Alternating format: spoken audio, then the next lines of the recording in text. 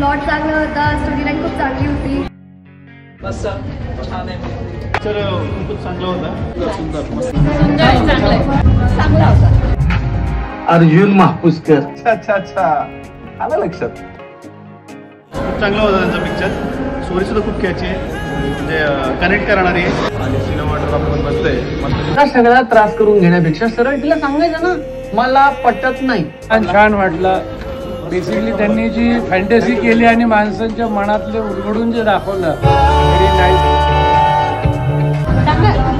गाणी छान आहेत. पुन्हा पुन्हा शोधू किती बहाणे भेटू तुला कसा पुन्हा नव्याने पुन्हा